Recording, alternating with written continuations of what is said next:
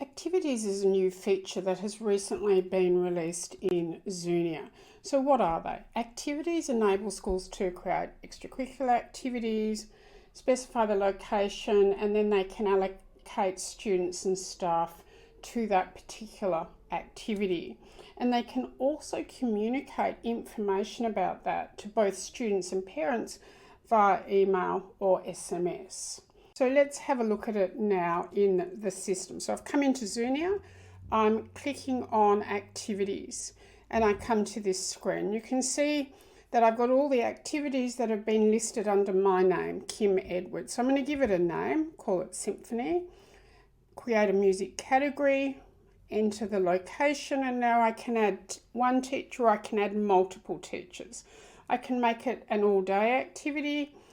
And now I can set the start date and end date along with the times that go with it. So it might just be a one-off or it might be a repeating activity, which is what a lot of extra or co-curricular activities are. So I'm going to say it's going to repeat every 2 weeks on a Wednesday, and it can have no end date, so it can go forever, or you can end it. And for me, I'm going to end it at the end of the school year in the Southern Hemisphere.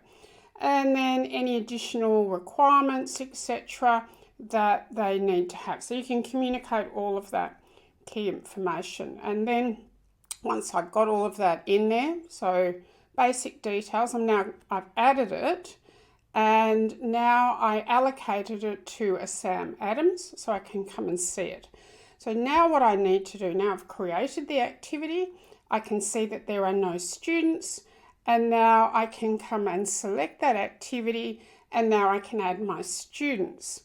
So I'm coming in and I'm going to select some older students here, and I have to say I'm not being particularly selective in who I'm putting in here.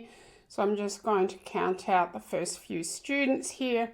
So I can pop 7 of these students. They're going to create my symphony orchestra. And I'm going to select Save.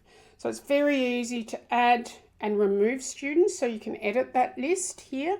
Coming back to Sam, and now when I click on the activity next to it, you can see that I now get the option to email, or alternatively I can SMS either parents or students. So I'm just going to email the students.